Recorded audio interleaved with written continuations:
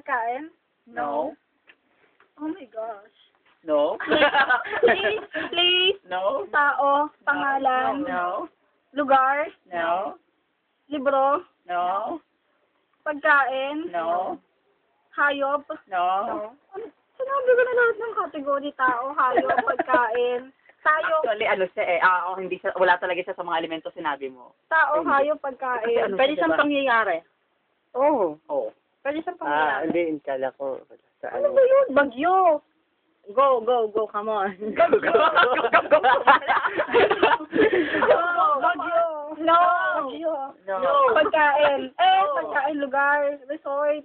Shit. Nakikita ko siya, naririnig ko siya. No. Nakikita, yes. Nakikita ko siya. Yeah. Dito, sa loob. Yes. No.